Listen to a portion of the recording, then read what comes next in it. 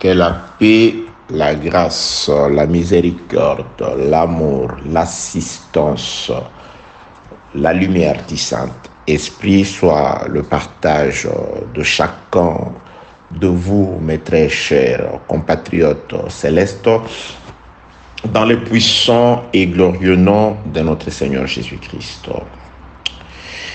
Exode des bois, depuis Tyr jusqu'à Jaffo. Audio numéro 5. Les Écritures, passons à la lecture de la parole de Dieu.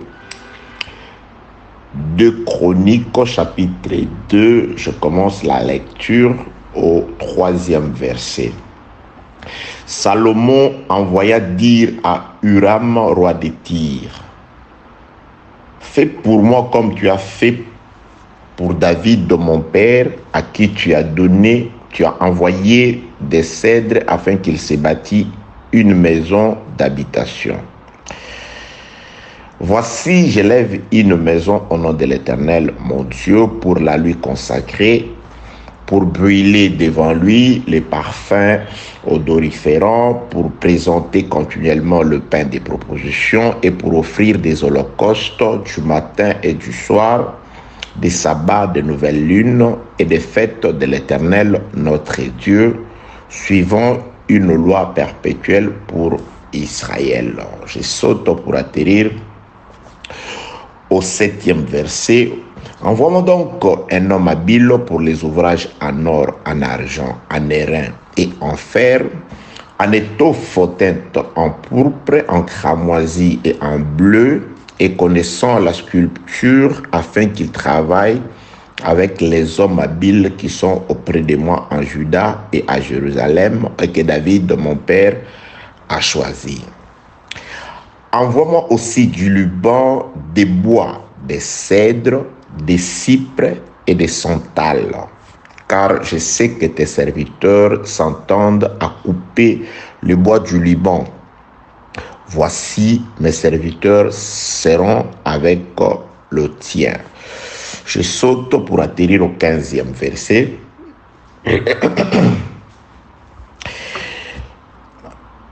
Maintenant que mon Seigneur envoie à ses serviteurs les froment, l'orge, l'huile et le vin dont tu l'as parlé. Et nous couperons des bois du Liban autant que tu en auras besoin.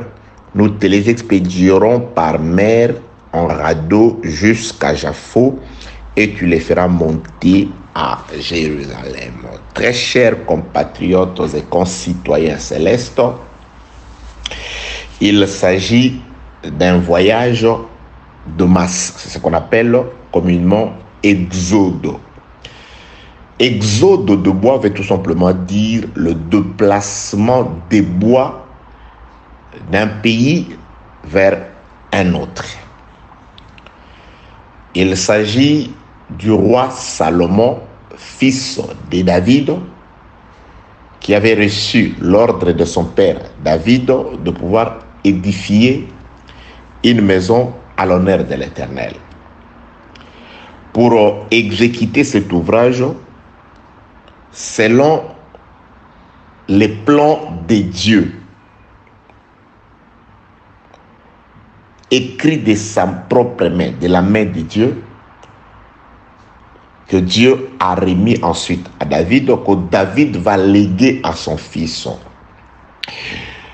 Salomon, selon ses plans, les arbres devraient partir de Tyr.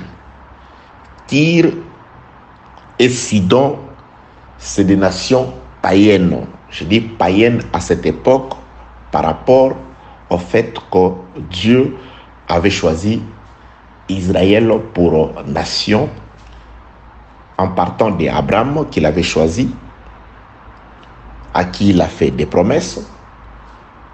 D'Abraham est sorti Isaac, de Isaac Jacob, de Jacob les 12, des 12 depuis l'Égypte, Dieu s'est fait une nation.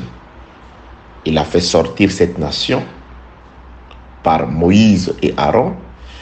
Il les a conduits pendant 40 ans au désert, afin il leur a donné une nation, la terre des Canaan. Que la paix, la grâce et la miséricorde de Dieu soient avec vous. Salomon, pour la construction de sa maison, il s'adresse au roi de Tyr, au roi qui s'appelait un certain Huram. Il va demander, premièrement, un homme habile, un ingénieur, un conducteur de travaux, un savant en quelque sorte, parce que c'est un homme qui savait tout faire en matière de construction. Un architecte et un constructeur véritable qui devait partir de Tyr. Et à part les constructeurs, les conducteurs de travaux, l'homme habile, il avait aussi besoin que des tirs qu'on puisse couper pour lui par des serviteurs connaissant leur travail, des coupeurs de bois professionnels, selon que Dieu, comme Salomon le dit, tes serviteurs s'entendent à couper le bois du Liban, des connaisseurs de la forêt du Liban, qui devaient couper 3 catégories, 3 espèces de bois différents pour Salomon. Salomon a précisé qu'il n'avait besoin que de bois de cèdre, de cypre et de santal. Rien que ces 3 espèces de bois. Et on a tracé les trajectoires par lesquelles le bois devrait quitter la terre païenne de Tyr pour arriver à Jérusalem. Les bois sont coupés à Tyr, on les place dans la mer sous forme de radeaux, entassés sous forme de radeaux. Le bois réalise le déplacement, la navigation depuis Tyr jusqu'à un port nommé Jaffo par voie maritime sous forme de radeaux. Et lorsque les bois arrivent à Tyr, les radeaux, plutôt à Jaffo, les radeaux sont déliés. Et c'est là Salomon le fait monter chez lui à Jérusalem. Que la paix, la grâce et la miséricorde de Dieu soient avec vous. Nous avons dit ceci dans les audios précédents. Le problème, c'est la construction du temple. Et nous avons déjà compris qu'on n'a pas vraiment donné des explications qui attestent noir sur blanc dans les Écritures que le bois pouvait aussi parler, désigner les hommes. Mais nous avons déjà compris que Dieu ne se met pas vraiment en peine de bois ni des animaux. Quand il parlait, c'était un langage par lequel il voulait parler des hommes. Jésus-Christ arrive dans une ville, on lui présente un aveugle. Il prend cet aveugle, il le conduit hors de la ville. Lorsque le Seigneur conduit cet aveugle hors de la ville, il lui impose les mains pour la première fois. Il pose la question à l'aveugle. Vois-tu quelque chose? L'aveugle répond au Seigneur.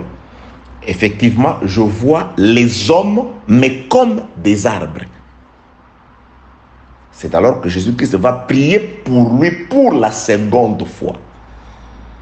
C'est après la seconde prière que cet homme aura une vision claire. Il verra l'homme à la place de l'homme. Qu'est-ce que nous pouvons comprendre par là? Jésus-Christ a illustré tout simplement l'évolution spirituelle de l'homme.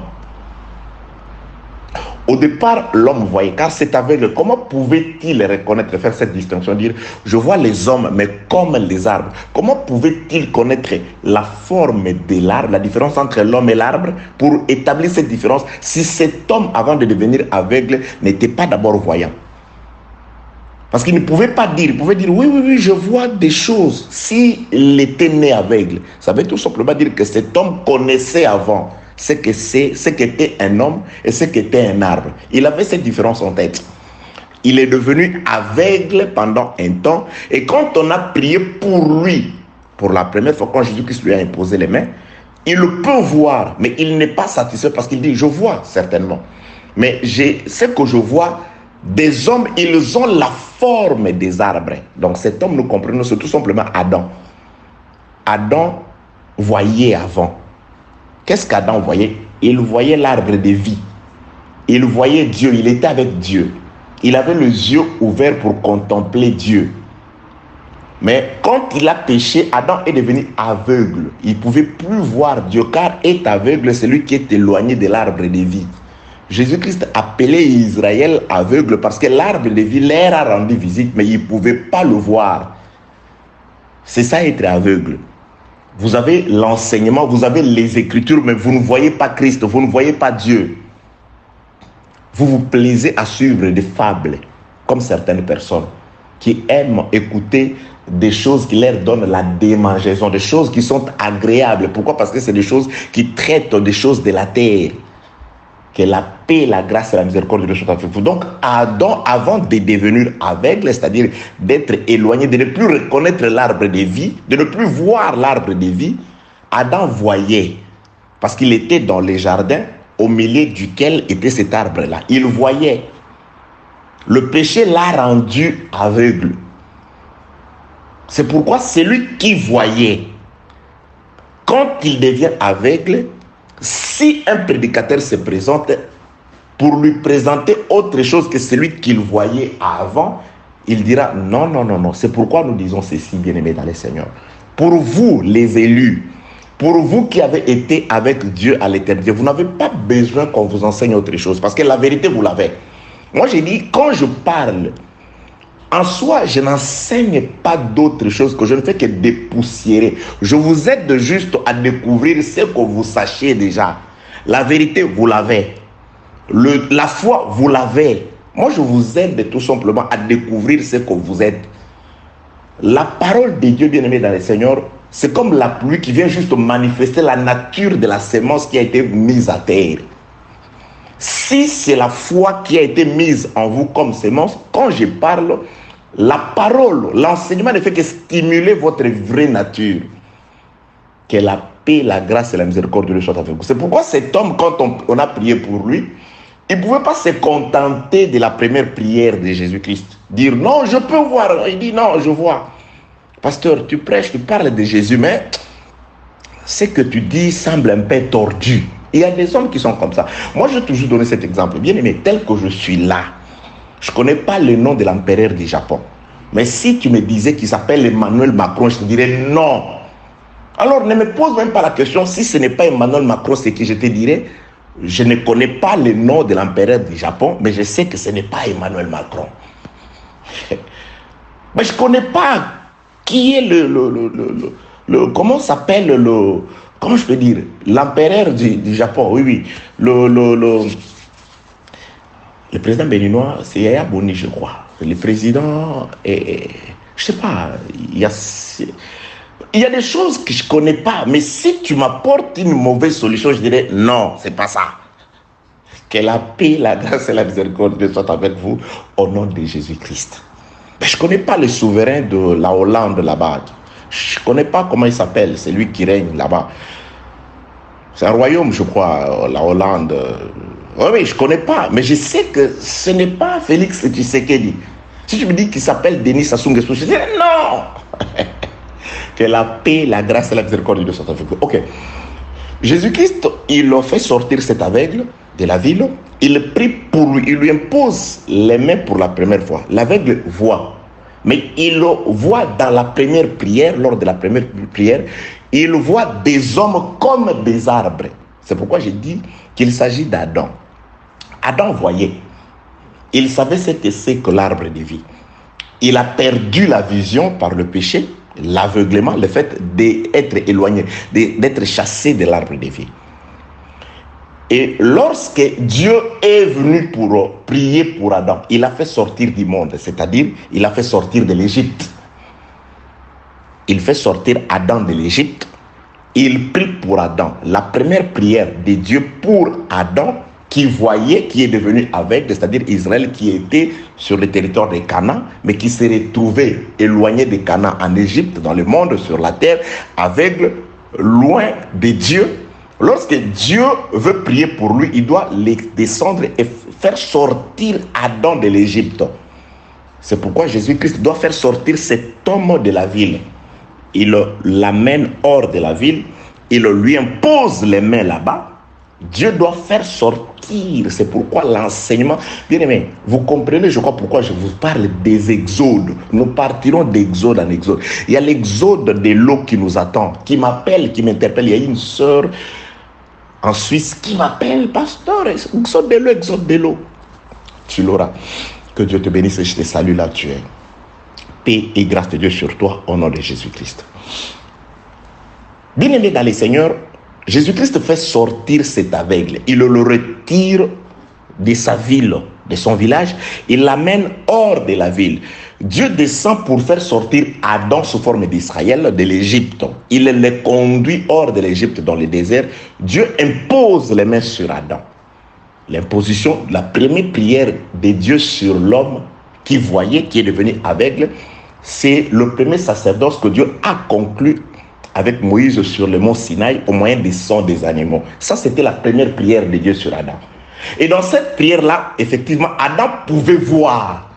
Mais dans la première vision, la loi ne donne pas une vision claire des choses. Dans la loi, Dieu représente la réalité par l'ombre. Qu'est-ce que je veux dire? Oui, dans la loi, lorsque Dieu voulait parler des hommes, souvent il donnait l'exemple par les animaux, par les choses de la terre. Le frère Paul le dit à Timothée. Il prend l'exemple de la loi qui disait « Tu n'amuseras pas le bœuf quand il foule les grains ». Il pose la question à Timothée. Dieu se met-il en peine des animaux? Je crois aux Corinthiens. C'est de nous qui sommes dispensataires de grâce que Dieu voulait parler, que l'ouvrier mérite son salaire. C'est-à-dire, le frère Paul interprète, il prend une situation de l'ancienne alliance dans laquelle Dieu a caché la réalité de l'homme. Mais il a représenté l'homme sous forme d'un bœuf, d'un animal. Il y a beaucoup d'exemples dans les Écritures. L'ancienne alliance, Dieu disait, il ne peut pas y avoir deux semences dans un champ. Dieu se mettait-il réellement en peine des champs naturels comme ça, que vous ne pouvez pas avoir dans votre jardin et un seul champ où il y a le maïs et les arachides et consorts? Non. Dieu voulait parler de l'Église et la sémence comme la parole, comme la pensée de Christ, la seule pensée de Jésus-Christ. Donc la première prière, les sacerdoces de la loi, parler des choses de la terre. Raison pour laquelle aussi Joseph doit rêver 2 fois. La première fois, il va voir une vision terrestre. Il va voir des épis de la terre, les choses de la terre, qui adorent un autre épi. Un autre épi. C'est-à-dire, il dit, on était en train d'attacher des gerbes. Vos gerbes adoraient ma gerbe. Dans cette première vision de Joseph, il voit des gerbes qui adorent des gerbes. C'est-à-dire le peuple de l'ombre qui adore Joseph, mais sous forme de gerbes. C'est pourquoi dans la seconde vision, il verra les choses, pas de la terre, du ciel. Il va voir les soleils, la lune et les étoiles m'adorer, dit adorer l'homme. Dans la première vision, Joseph aussi est représenté sous forme de gerbes. Mais dans la seconde vision, les choses du ciel, les réalités du ciel, les étoiles du ciel, la lune et les étoiles n'adorent plus une étoile, mais Joseph dit « m'adorez-moi ». C'est-à-dire, lorsque Jésus-Christ, Dieu va prier pour Adam pour la seconde fois, car nous avons la prière de Sinaï, l'alliance de Sinaï, et nous avons la prière de Golgotha. La prière de Golgotha, la seconde alliance, c'est là où Dieu va prier pour la seconde fois pour Adam. Et quand Dieu prie pour Adam, là, l'adoration, nous n'adorons plus l'ombre. On n'adore plus la gerbe.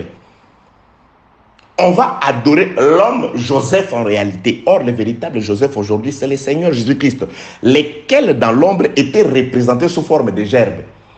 Dieu pouvait parler aux hommes à travers le feu, à travers un buisson ardent, à travers un homme comme un ange de l'Éternel, à travers ces choses-là. Ça, c'était la gerbe que les autres gerbes adoraient. Mais aujourd'hui, la Jérusalem céleste, représentée par la lune, les soleils et les étoiles, nous adorons l'homme Joseph. C'est ça l'aveugle. Lorsque Jésus-Christ prie pour lui pour la première fois, il doit voir Joseph. Il dit, je vois Joseph comme l'arbre. Je vois les hommes, mais comme des arbres. C'est lorsque Jésus-Christ va prier pour lui pour la seconde fois, alors qu'il verra de manière claire et distincte. Là, il voit, ah, c'est Joseph. Que la paix, la grâce et la miséricorde de Dieu soient avec vous. Les frères de Joseph, quand ils sont venus d'abord, ils se sont courbés devant Joseph, mais sous forme d'un Égyptien. C'est après que Joseph va se révéler à eux. C'est là où ils vont plairer encore. Que la paix, la grâce, la miséricorde de Dieu soient avec vous. Donc là, je suis en train aujourd'hui de nous chercher l'arbre. Pourquoi nous disons que ces arbres qui sont à Tyr peuvent représenter les hommes ou l'homme? Tout simplement parce que lors de la première prière, on voit, mais la vision représente l'homme sous forme d'arbre. Donc, dans la première prière qui est l'ancienne alliance, or, la lettre que nous sommes en train d'étudier ici, cette lettre que nous sommes en train d'étudier des Chroniques, c'est une lettre qui a été donnée au peuple de l'ombre et a été écrite plutôt pendant l'ancienne alliance. C'est pourquoi dans cette lettre-là, le peuple, les hommes sont représentés sous forme des arbres. Donc, quand on dit, nous voyons des arbres à Jaffo, à Tyr plutôt, nous comprenons que ces arbres, en réalité, c'est des hommes. Mais lors de la première prière, on le voyait, le peuple d'Israël. Jusqu'à ce jour, la Bible déclare, il y a un voile qui est jeté sur leur visage. Quand ils lisent la loi, ils voient des arbres. C'est pourquoi ils adorent des arbres. Mais nous, en Christ, le voile tombe.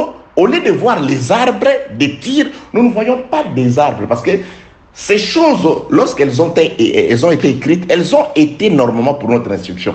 Afin que lors de la deuxième prière, nous puissions comprendre la réalité cachée à travers le fait que Salomon est à Jérusalem.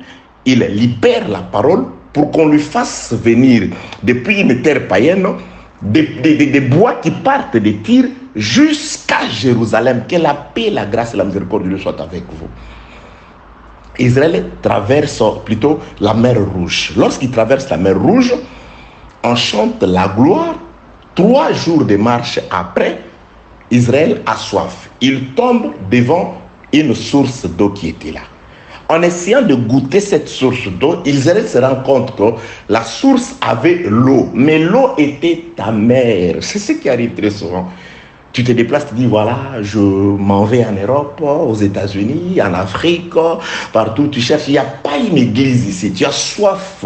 Tu veux écouter la parole. Tu veux boire de l'eau. Mais tu arrives sur place, ça m'arrive. Je me dis parfois, ok, je rentre sur YouTube, je vais écouter quelque chose. Je vais écouter une prédication. Tu rentres comme ça, tu vois, évangile éternel, je sais pas, parole de Dieu.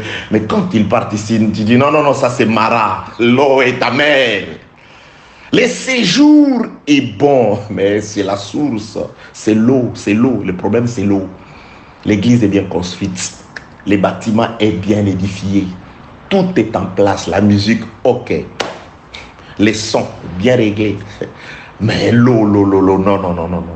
Il faut un plat nouveau avec du sel afin que l'eau soit assainie pour que tout devienne normal, que la paix, la grâce, la miséricorde de Dieu soient avec vous. Lorsqu'Israël se retrouve devant cette eau amère, le peuple commence à murmurer. C'est alors que Dieu, très important, lisez bien, Moïse n'est pas allé au hasard chercher un arbre pour eux. Non, il a pris un arbre. Non, ce n'est pas écrit comme ça. Dieu lui indiqua un bois. Bien aimé, il faut que Dieu t'indique le remède dans les hôpitaux qui se respectent.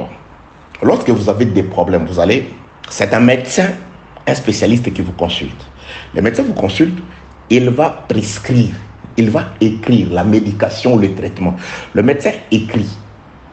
Donc, il va indiquer à l'infirmière d'aller dans la pharmacie les types des médicaments qui correspondent à votre maladie. L'infirmière, quand il vous applique ou il vous donne les cachets, est là où il a, l'infirmière, est là où il a ce qu'on appelle la prescription du docteur. Elle ne rajoute jamais, elle ne retranche rien. Elle peut dire, bon, c'est parce que le médicament que le médecin vous a prescrit, il n'y en a pas. Mais il y a son correspondant. Moi, je n'ai pas le droit de changer. Allez, retournez vers votre médecin. Allez lui dire qu'il n'y a pas d'analgésique, je ne sais pas. Il peut proposer autre chose. C'est les médecins d'après la consultation. C'est pourquoi c'est Dieu qui doit t'indiquer, frère. Tout ce que tu dois dire, c'est Dieu qui doit t'indiquer. Il y a de ces prédicateurs-là qui circulent la terre avec des mallettes de prédication. Ce n'est pas mauvais. C'est-à-dire, ce qu'il avait dit à Paris, c'est ce qu'il dit à Liège, c'est ce qu'il va dire à Bandundu, c'est ce qu'il va raconter vers l'est de la République démocratique du Congo, Togo, Gabon. C'est les mêmes mots, les mêmes termes. Il ne faut pas être mécanique. Aujourd'hui aussi, les saluts s'éloignent déjà parce que les gens sont trop mécaniques. Que la paix, la grâce et la miséricorde soient avec vous au nom de Jésus-Christ. Donc, l'Éternel doit indiquer un modèle de bois. C'est Dieu qui indique à Moïse les bois qu'il doit jeter dans l'eau amère afin que l'eau devienne normale, que l'eau soit purifiée, que l'eau devienne l'eau vraiment qui puisse désaltérer le peuple qui avait soif. Que la paix, la grâce et la miséricorde soient avec vous. Donc nous étions aussi, cette eau parle aussi de nous.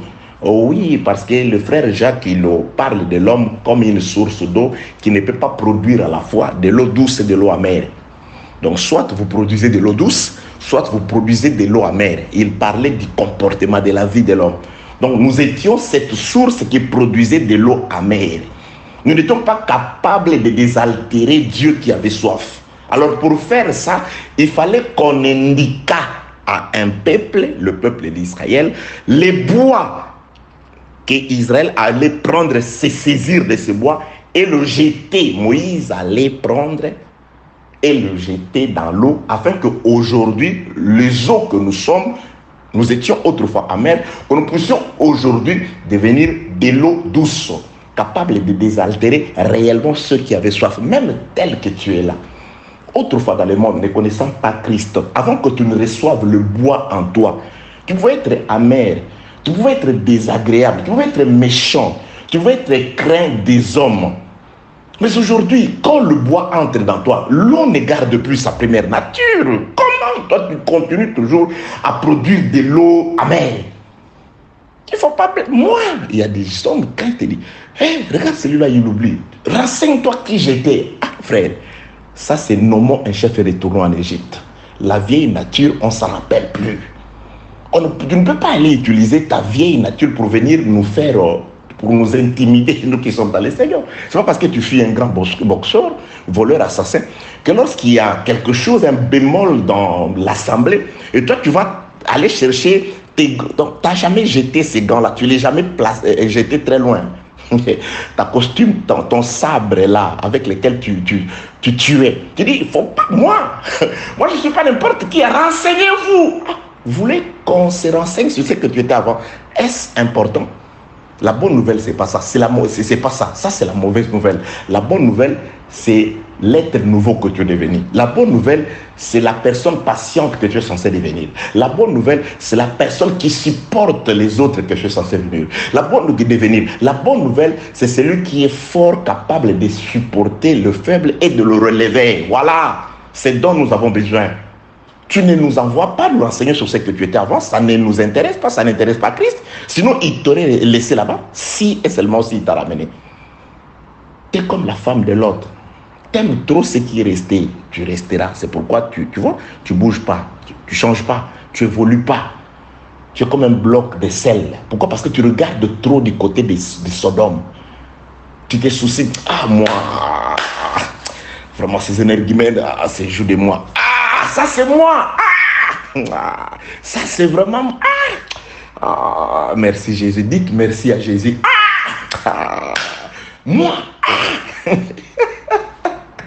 Que la paix, la grâce et la miséricorde de Dieu soient avec vous. Donc aujourd'hui, le Seigneur nous conduit jusque-là dans l'explication du bois. Comment les bois deviennent-ils ou peuvent-ils expliquer les hommes?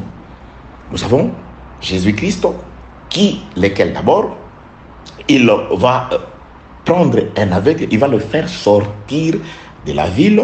Il prie pour lui pour la première fois, lors de la première prière, qui correspond à la première alliance que Dieu a aussi donnée à un peuple après l'avoir fait sortir de sa ville, de l'Égypte où il était né, parce qu'Israël est aussi né.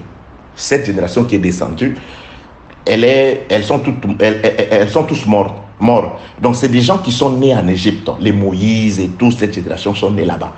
On doit les sortir de là. Ils sortent de là. Et quand ils sortent de là, Dieu va leur demander, après avoir prié pour eux pour la seconde fois, de rentrer dans la maison, mais en ne passant plus par l'Égypte, pas par la ville. Que la paix, la grâce et la miséricorde de Dieu soient avec vous au nom de Jésus-Christ. Donc, nous avons compris que lorsqu'on prie pour la première fois, c'est Adam pour qui Dieu a prié sur le mont Sinaï. Adam a vu, mais il a vu les choses, les hommes sous la représentation de la nature. Il voit les hommes sous forme des arbres, il voit les hommes sous forme des animaux, sous forme des pierres et consorts. Mais en réalité, Jésus-Christ doit prier pour la seconde fois.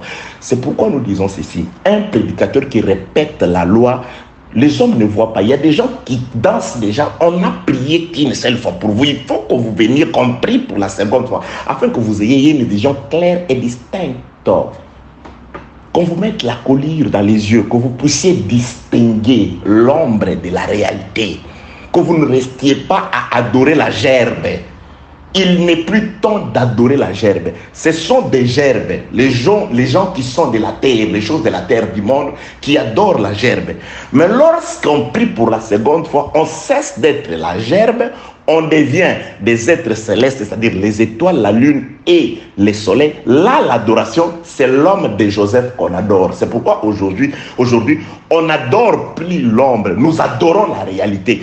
Jésus-Christ est la réalité qui autrefois était cachée dans l'ombre à travers les arbres, les gerbes, les animaux. C'était l'ombre des choses à venir. Le corps, il est en Christ, en Jésus. Que Jésus-Christ soit loué, que Jésus-Christ soit béni, que le Seigneur manifeste sa grâce et sa miséricorde, qui nous ouvre encore les yeux, afin que nous puissions continuer à voir très clair. Je le répète encore, car ce qu'il nous a promis, c'est la vision. Que Dieu vous bénisse au nom de Jésus-Christ. Donc, nous sommes allés dans ces choses pour chercher l'homme, lequel dans l'Ancienne Alliance a aussi été représenté sous forme d'un arbre. Donc, l'arbre que l'Éternel indique à Moïse pour balancer dans l'eau et transformer l'eau, cet arbre, c'est celui sur qui Moïse présente au peuple. Il dit, après que je serai parti, Dieu vous suscitera d'entre vos frères un prophète comme moi. Vous les jetterez dans l'eau, c'est-à-dire vous l'écouterez, et que la paix, la grâce et la miséricorde de Dieu soient avec vous. Donc, la mort de Jésus-Christ, c'est un bois que l'Éternel Dieu a indiqué à Moïse qui a été jeté dans l'eau afin que l'eau se transforme. Bien aimé, les bois, l'enseignement, Christ, la parole, quand il est dans l'eau, il doit faire des effets. Du temps d'Élisée, il y a eu des fils de prophètes qui avaient perdu leur, je sais pas, couteau, les fers.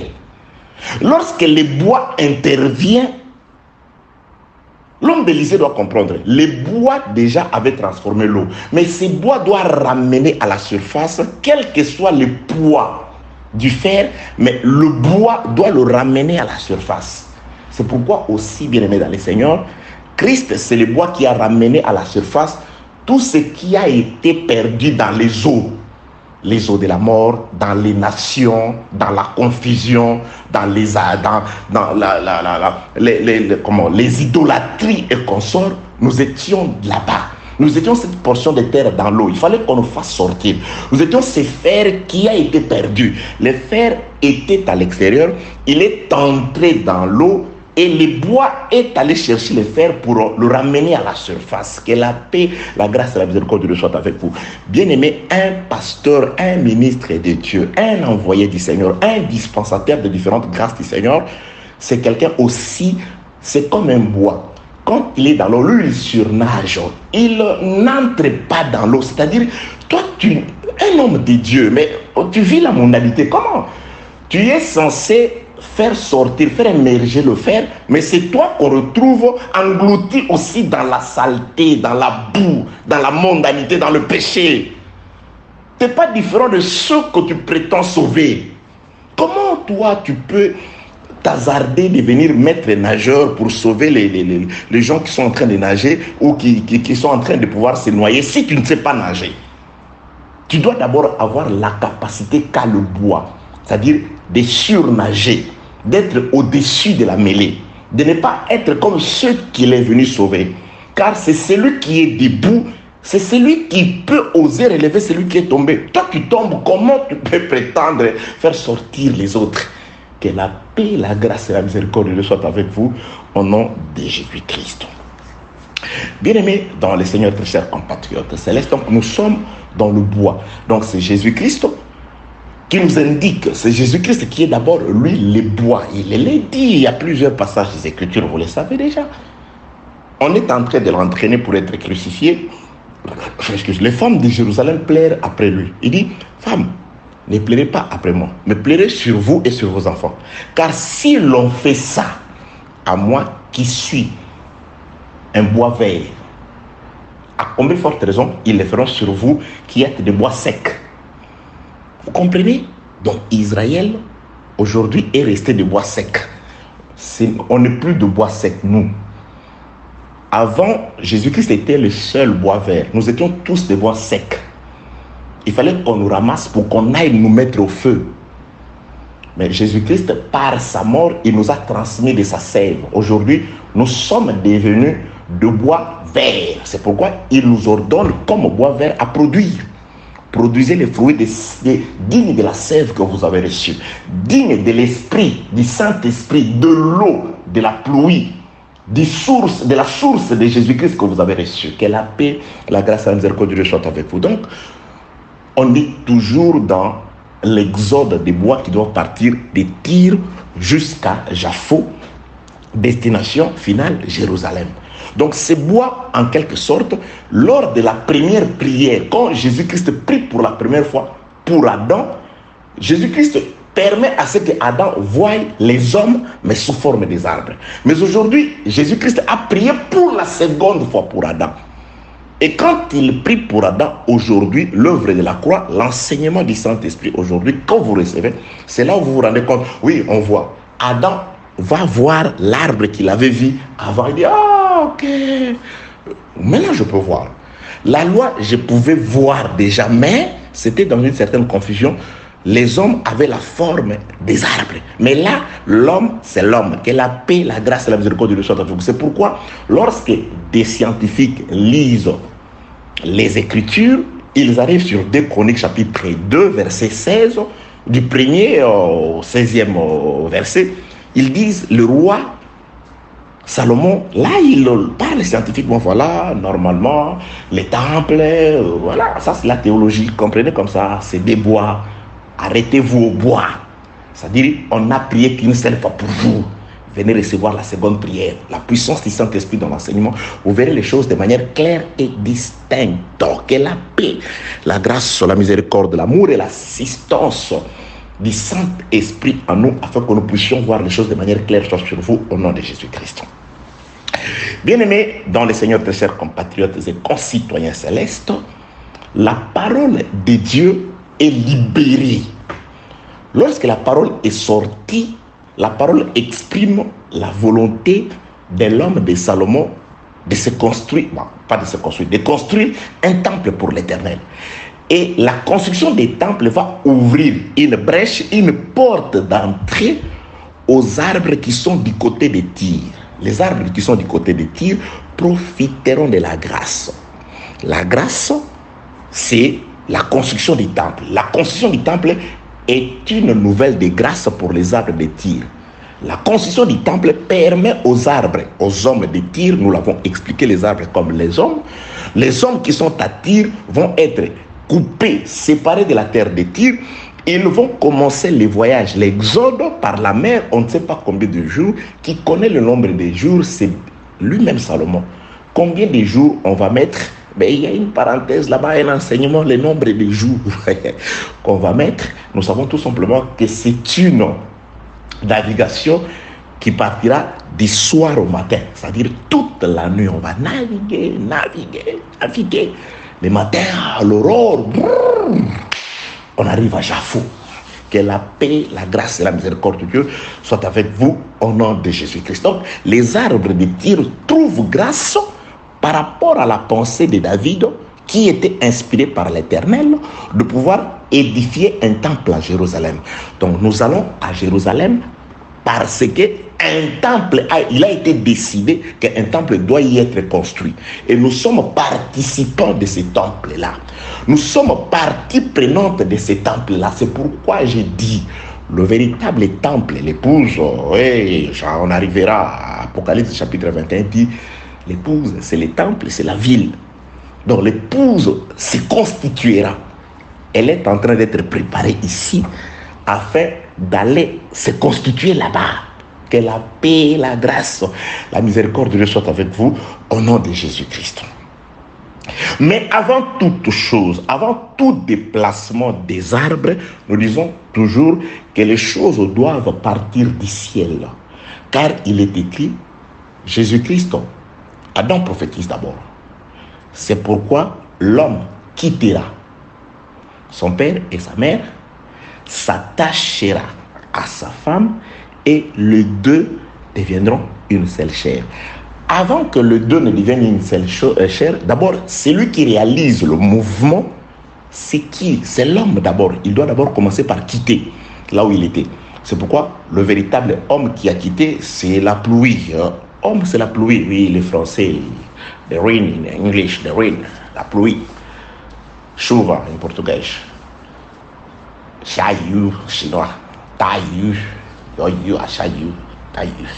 Que la paix, la grâce et la miséricorde soient avec vous. Donc, c'est la pluie qui doit quitter le ciel, qui doit descendre pour venir s'attacher à la terre, féconder la terre afin de donner à la terre les produits qu'elle renferme. L'homme quitte. Donc, l'homme qui quitte, c'est la pluie. Je nous explique. Ok. L'homme qui quitte, c'est la pluie. Ésaïe chapitre 55, verset 10. Prenons sans plus tarder Proverbe chapitre, je l'avais promis dans les découronnements du roi des Rabbats. Si je peux utiliser 10 minutes pour nous expliquer ça, je prends Proverbe chapitre 25. Laissez-moi trouver ce passage d'écriture pour nous. Proverbe chapitre 25. Ok, le verset 23e. Les vents du nord enfantent la pluie et la langue mystérieuse un visage hérité. Retenons la première partie qui dit les vents du nord, c'est-à-dire on attend la pluie. Ésaïe chapitre 55 dit ceci. C'est la pluie lorsqu'elle quitte le ciel, elle descend pour féconder la terre, c'est-à-dire pour donner la semence à la terre. Donc la terre attendait la pluie. Lorsque l'homme a péché, Dieu a fermé les ciels. C'était la sécheresse, spirituellement c'était la sécheresse. La terre était inculte, la terre ne pouvait plus produire. Qui me le dit? C'est encore Genèse chapitre 2e. Vous commencez au premier verset jusqu'au 5e. Lorsque Dieu a créé les choses de la terre, la Bible déclare qu'il n'y avait pas encore d'herbe sur la terre.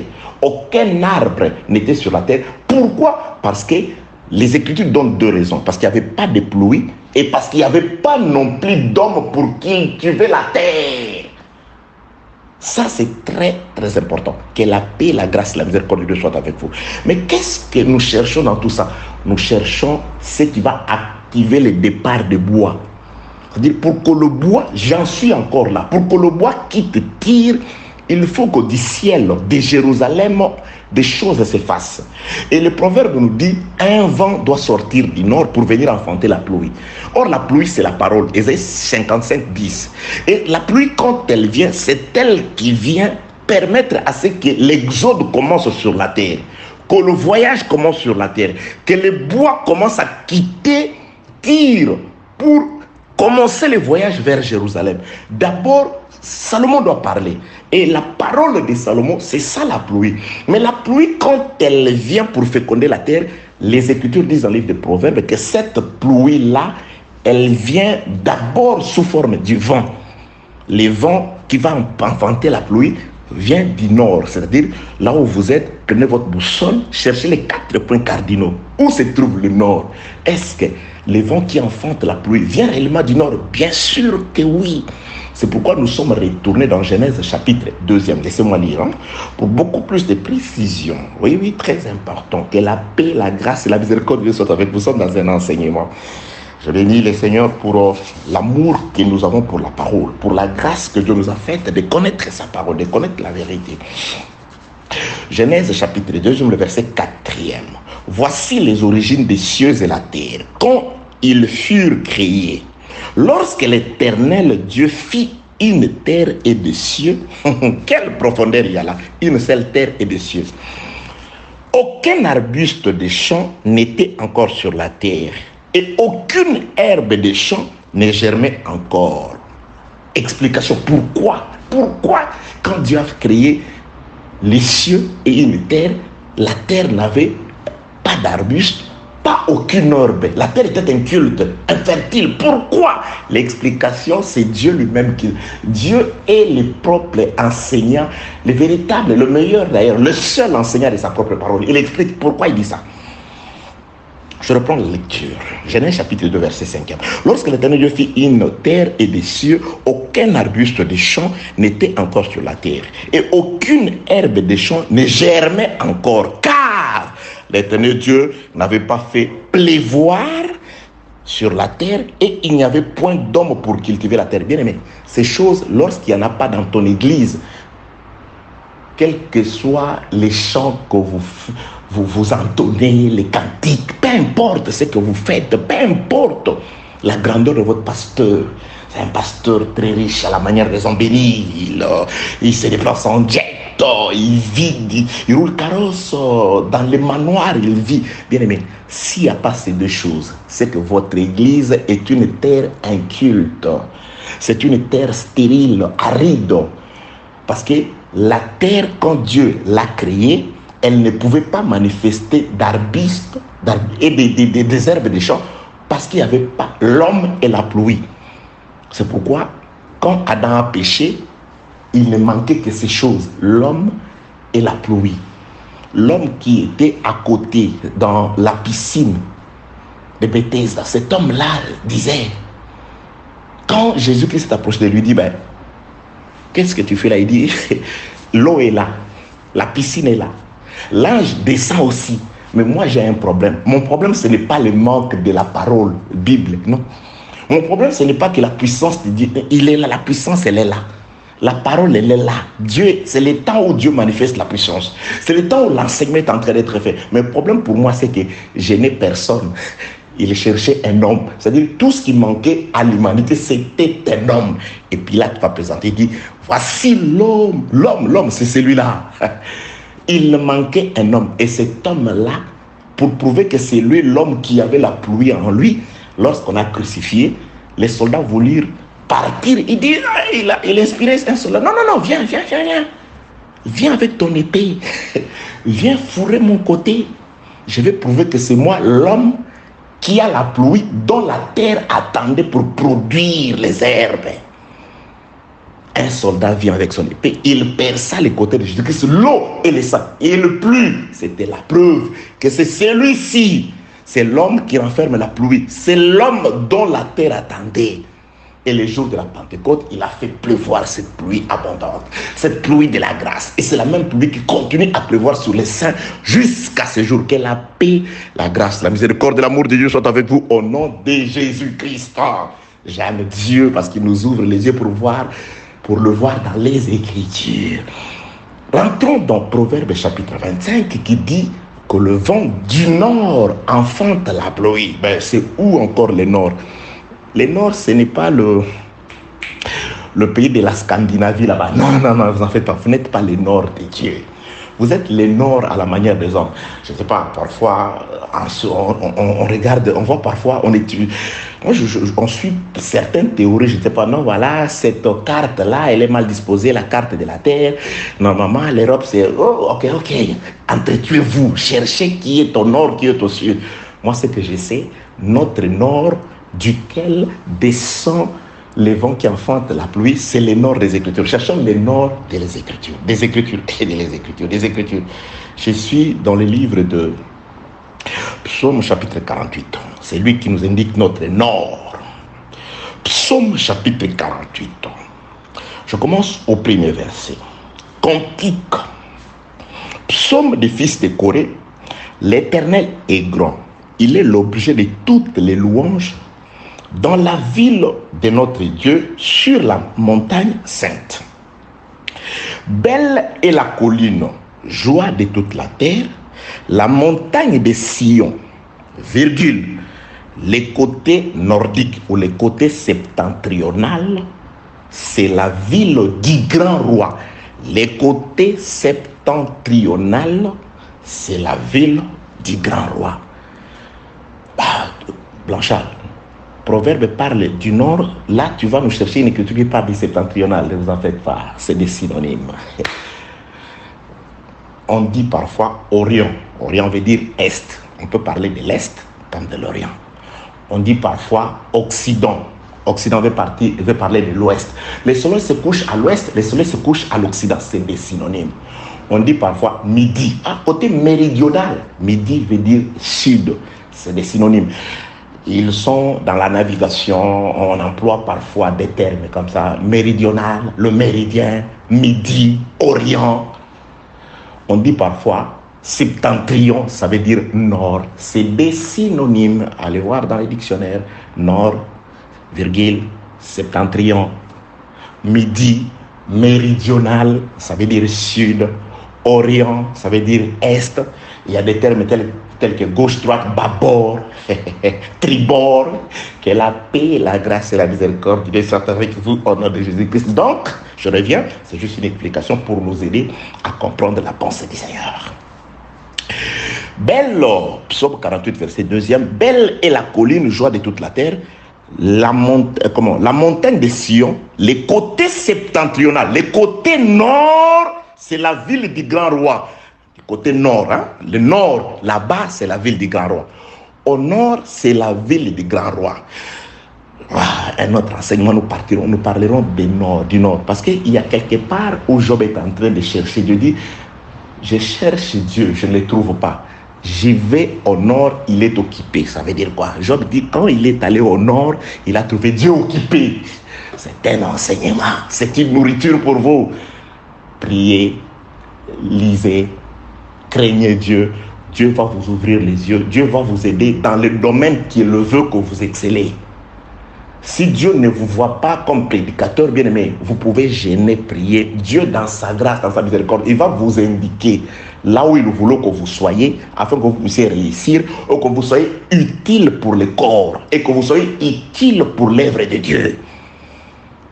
Il y a des gens qui veulent être là où Dieu ne les voit pas. Que la paix, la grâce et la miséricorde de Dieu soient avec vous. Donc, la ville du grand roi, c'est Jérusalem. C'est Dieu qui l'a dit. Ne j'irai pas par Jérusalem, c'est la ville du grand roi.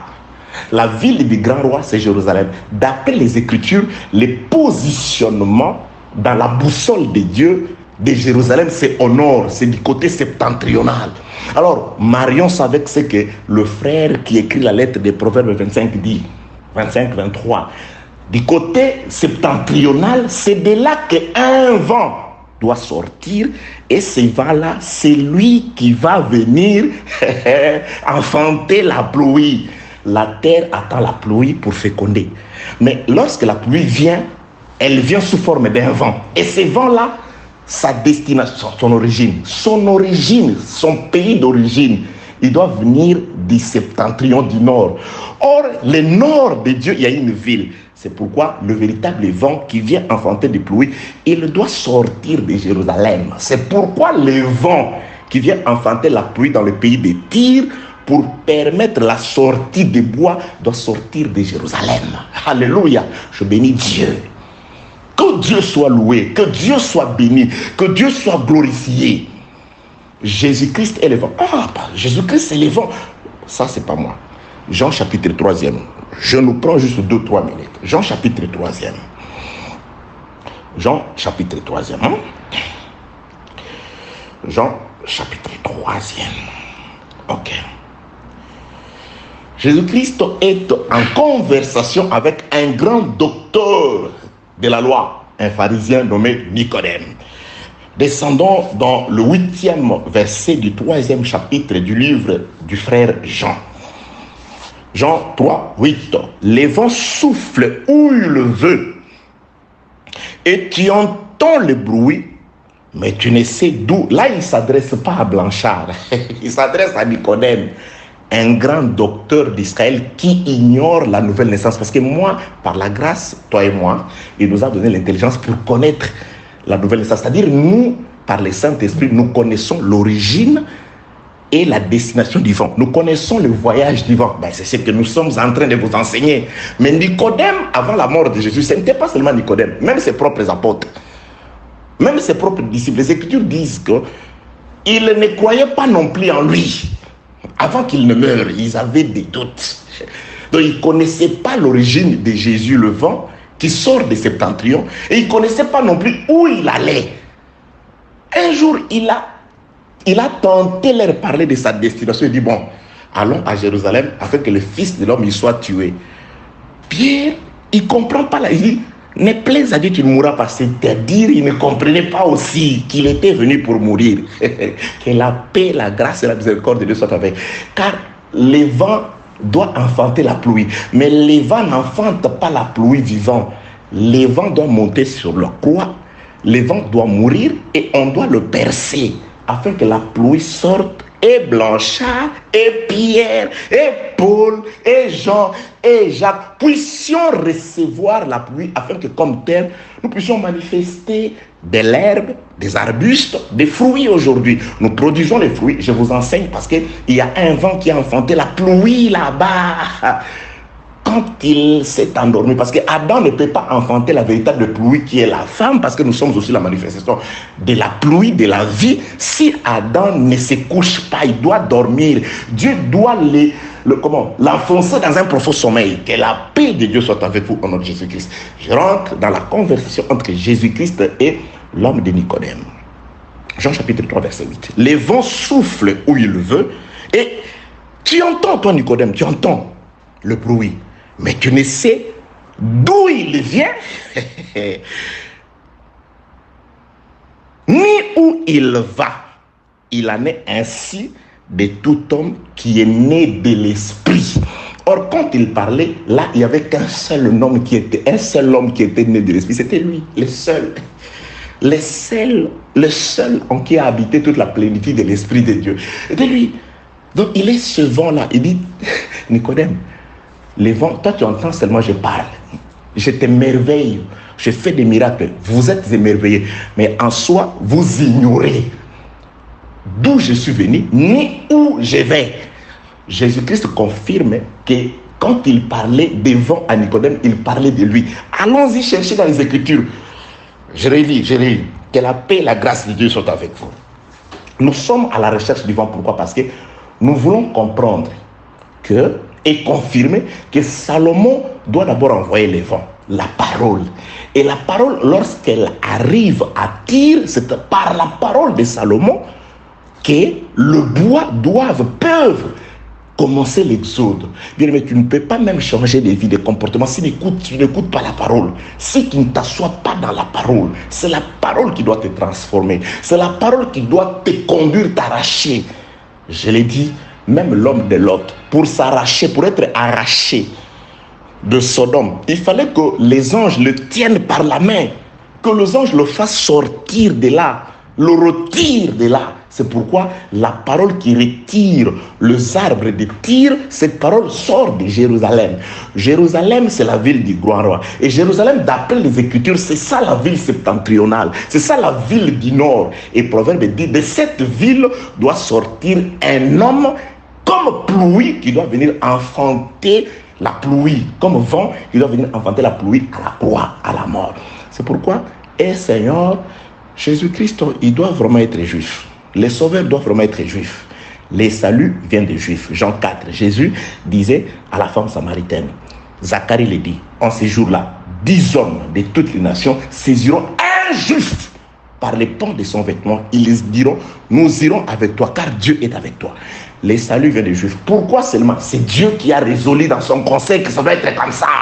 Que le vent qui doit venir enfanter la pluie, qui nous donne la semence et la vie aujourd'hui, doit sortir des septentrions. Or, à Septentrion, Dieu a disposé la ville du grand roi là-bas. C'est Jérusalem. Oui, les saluts que je vous annonce viennent de Jérusalem. Je reprends Acte 1:8. La bonne parole donnée aux apôtres a fait des apôtres par le Saint-Esprit les témoins d'abord. Ils ont témoigné Christ à Jérusalem, par la Judée, à Samarie, jusqu'en Chine, aux extrémités de la terre. Et ça se poursuit ainsi. C'est le même feu. Que la paix de Dieu soit avec vous au nom de Jésus-Christ. Le vent qui enfante la pluie, c'est qui ce vent? Les Écritures, Jésus-Christ dit ici, Jean 3:8. Le vent souffle où il veut. Et tu entends le bruit, mais tu ne sais d'où il vient, ni où il va. Il en est ainsi de tout homme qui est né de l'Esprit. Qui est ce vent? Jean chapitre 8. Jésus-Christ, toi-même, explique-nous. Qui est ce vent? Là, tu as dit tout simplement de tout homme qui est né de l'Esprit. C'est quoi? C'est qui ce vent? Je suis dans le livre de Jean chapitre 8, le verset 14. Jésus leur répondit. Là, Jésus-Christ vient dire aux Juifs qui est ce vent dont eux ignorent d'où il est venu, ni où il va. Ils ne connaissent pas, ils ont vu Jésus. C'est pourquoi un jour, lorsqu'il leur a dit, je suis le pain qui est descendu du ciel, il dit, bah là, c'est un menteur. Nous connaissons son père, nous connaissons son frère, son père, ses frères. Bon, ils n'ont pas payé. Il dit, ses frères et sœurs, ne sont-ils pas au milieu de nous? Ils ignoraient l'origine et la destination du vent. Jusqu'à ce jour, il y a des gens qui ignorent l'origine et la destination du vent. Il y a des prédicateurs, quand ils enseignent, vous vous posez la question, mes frères, oui, bien aimé, la prédication, l'enseignement, l'exhortation doit avoir un objectif. Le Saint-Esprit met à tout prédicateur l'objectif de ce qu'il dit. Ça nous prend, ça nous amène où? Même à la manière des hommes, on doit se poser cette question. Frère, c'est que tu dis pour nous amener où? Parce qu'il y a aussi les malins. Il veut sanctifier l'impudicité, il veut sanctifier la légèreté de la chair, il veut sanctifier son incapacité à pouvoir se tenir debout. Il vous fabrique des enseignements. Il y a des gens, il veut justifier sa cupidité. Il vous fabrique des enseignements. Voilà, prédication, enseignement. Il y a même des gens aujourd'hui, j'ai dit c'est honteux. Si vous voulez construire les temples, n'appelez pas les prédicateurs pour vous aider à récolter l'argent. Qu'on prêche normalement et à la fin vous expliquer, Dieu va toucher les cœurs des gens par rapport à ces projets. On va donner ce qui est utile. Il ne faut pas dire, frère, voilà, je voudrais voyager, donnez-moi l'enseignement. Frère prédicateur qui voyage pour ça, moi je vais me marier, donnez-moi l'enseignement. Aujourd'hui les gens se le disent même sans scrupule. Est-ce que je dis qu'on ne doit pas aider quelqu'un? On doit aider quelqu'un, mais ça ne doit pas être le mobile. Parce que le frère Paul, dont il dit être le imitateur, il dit, notre prédicateur, notre prédication n'a pas eu pour mobile la cupidité. Si tu as besoin de demander, ça c'est autre chose. Mais il ne faut pas focaliser, faire asseoir ton enseignement par rapport à ton projet. Il y a des gens qui lui disent, ah frère, j'ai un problème là-bas, vous me laissez comme ça, donne-moi l'enseignement, je vais résoudre ce problème que j'ai. Ah, voyez l'objectif, mobile. Non, j'ai un problème, vous savez, j'ai des difficultés. Mon épouse, mes enfants sont malades, ils ont un problème. Moi, je vais prêcher, on va me donner quelque chose. Ah, c'est ça son objectif, frère. Suis-je en train de dire, parce qu'il y a des gens qui disent ça, suis-je en train de dire qu'on ne doit pas assister quelqu'un? Je ne dis pas ça, mais je dis le mobile. Les mobiles, pourquoi tu demandes l'enseignement? Pourquoi? Dieu est capable de pouvoir te payer sans que tu puisses vraiment avoir ces mobiles-là, que tu puisses mettre à l'avant-plan ces mobiles-là. Justifiez pas le faiblesse. Soyez pas, je répète, comme Saoul qui veut mourir avec son enfant, c'est-à-dire que tu veux partir avec ton église. Ok, Jean chapitre 8, Jésus-Christ d'abord dans Jean 3, il dit, le vent, vous les Israélites, représenté par toi, Nicodème, l'air docteur ici, vous entendez les voix, vous entendez les vents, mais vous ne savez d'où il vient ni où il va. Il dit, les Israélites entendent le vent, mais ils ignorent l'origine et la destination du vent. Maintenant, Jésus-Christ explique, il dit clairement c'est quoi ces vents dont il parlait à Nicodème. Jean chapitre 8, verset 14. Jésus leur dit, quoique je rende témoignage de moi-même, mon témoignage est vrai, car je sais d'où je suis venu et où je vais. Mais vous ne savez d'où je viens ni où je vais. Là-bas, il s'était présenté sous forme du vent. Ici, il dit clair, moi, Jésus, et mon épouse, moi, Jésus, la tête et le corps et l'église, nous savons d'où je suis venu et où je vais. Un jour, nous parlerons sur le parcours, l'exode de Dieu. Ça, c'est l'exode de Dieu. Il est parti d'où? Il s'en va où? L'exode. Oui, Dieu aussi. Il y a l'exode de Dieu. Il y a l'exode de Dieu aussi. Que la paix, la grâce et la miséricorde de Dieu soient avec vous. Donc là, je suis juste allé aujourd'hui pour nous chercher le vent comme Jésus. Il dit à Nicodème que le vent, on ignore son origine et sa destination. Et s'adressant aux Juifs, Jean 8, il se définit comme ces vents que eux, les Juifs, ignoraient l'origine et la destination, le parcours de Jésus. C'est ce qui leur a échappé. C'est ce qui échappe aujourd'hui à beaucoup de gens. Parce que si vous maîtrisez l'exode de Dieu, vous l'adorez dans ces différentes phases. Vous le suivez dans ces différentes phases. Que la paix, la grâce et la miséricorde de Dieu soient avec vous au nom de Jésus-Christ. Donc là, les vents du nord qui enfantent la pluie, c'est celui dont Israël ignorait l'origine et la destination. Ces vents, c'est le Seigneur Jésus. Et quand Jésus-Christ arrive à la croix, il va enfanter la pluie. Et Israël a refusé cette pluie. Il refuse cette pluie. Pourquoi? Parce que Israël doit choisir ce que Jérémie leur avait fait la reproche. Il va refuser la pluie abondante de Christ aujourd'hui pour aller se tailler des citernes crevassées qui ne retiennent pas l'eau. C'est ce temps ici que le peuple abandonne la pluie abondante de Dieu. Ils sont en train de se creuser des citernes crevassées mais qui ne retiennent pas l'eau. Combien de gens, je parle d'Israël à la manière prophétique comme peuple, mais aujourd'hui, combien de gens refusent d'écouter l'enseignement de Jésus-Christ? Combien de gens refusent de nous écouter? D'écouter, quand je parle de nous, je parle de la grâce. Je parle de dispensataires de grâce. Je parle de ceux qui ont été envoyés par le Seigneur pour vous parler, pour vous manifester la pluie abondante sur vous, la parole de la grâce sur vous. Mais vous vous attachez à des citernes crevassées qui ne retiennent pas l'eau. Oui, les vents du nord enfantent la pluie.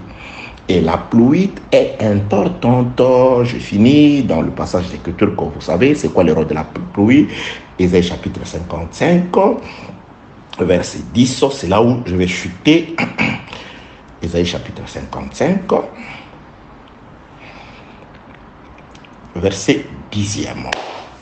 Comme la pluie et la neige descendent des cieux, il n'y retourne sans avoir arrosé, fécondé la terre et fait germer des plantes. Vous voyez, la pluie doit faire germer des plantes. C'est pourquoi Genèse 2, 5 dit, il n'y avait pas de plantes sur la terre parce qu'il n'y avait pas la pluie. Et comment pouvait-il avoir des pluies parce que l'homme n'était pas là? Comment les paralytiques de la piscine, qui étaient au bord de la piscine, pouvaient être jetés dans l'eau et sauvés parce qu'il n'avait personne? Ces paralytiques-là ne se plaignaient pas du manque de l'ange. Non, non, non, non, non. Le problème, c'est top. À la manière des hommes aussi.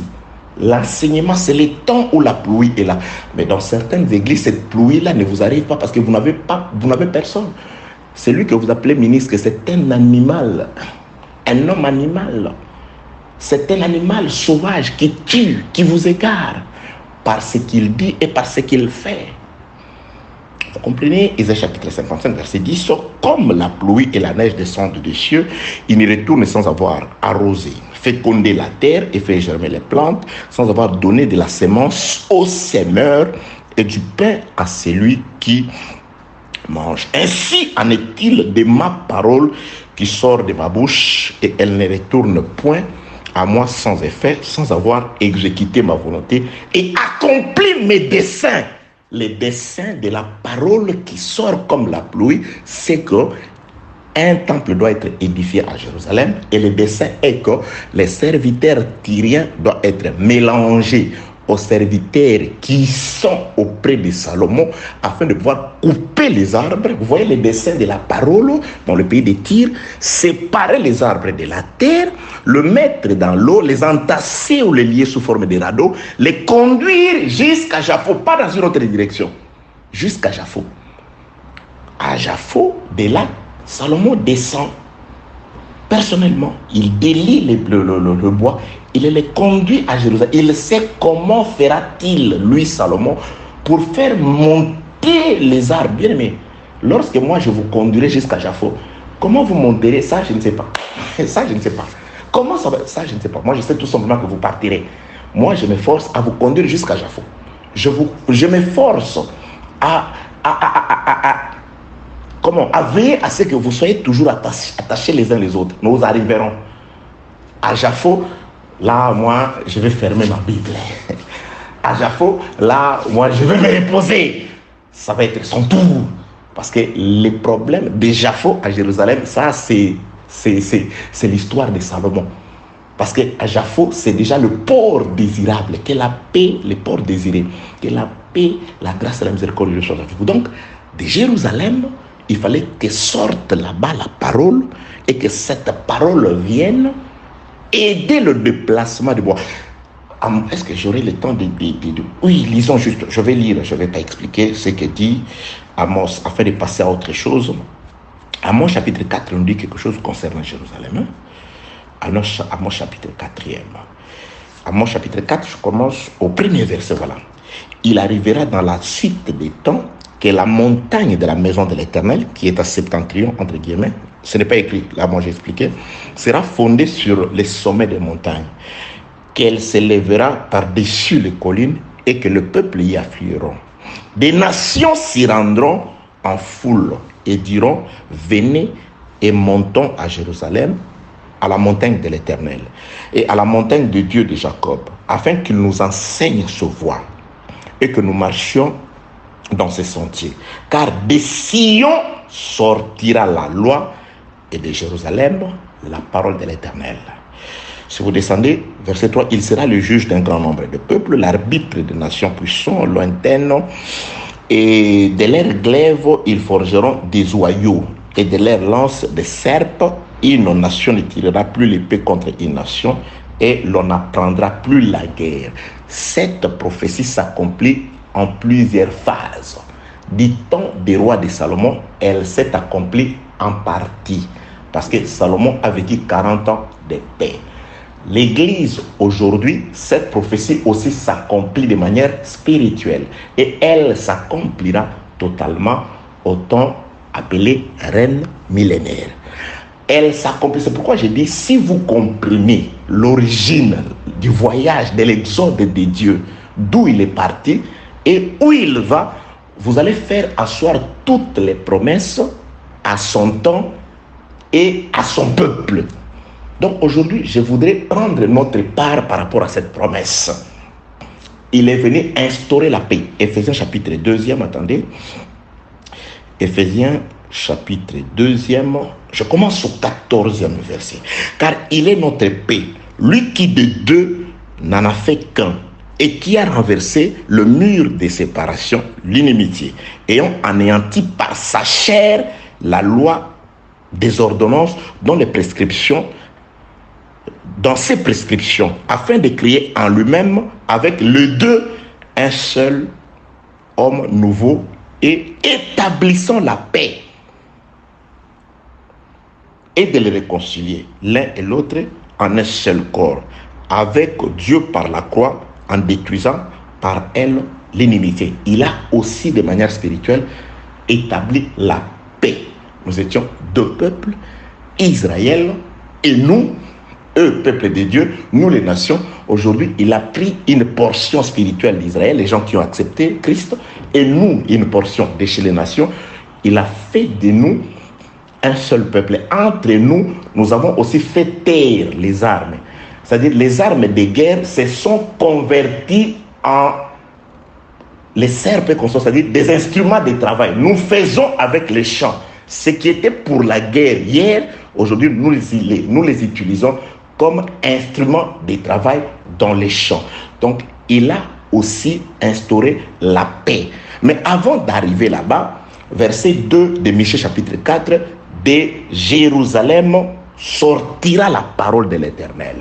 De Jérusalem sortira, Jérusalem qui est du côté nord septentrional, doit sortir la parole sous forme de vent qui doit enfanter la pluie à la croix, grâce à laquelle la paix va être installée dans le cœur des croyants aujourd'hui. La pluie grâce à laquelle le mur d'inimitié va être détruit, c'est-à-dire les arbres qui étaient reconnus païens, tyriens, pourront commencer le voyage pour aller habiter définitivement à Jérusalem. De deux, il en a fait un seul. Pour aujourd'hui, que celui qui a créé les cieux et la terre vous bénisse au nom de Jésus-Christ. Amen.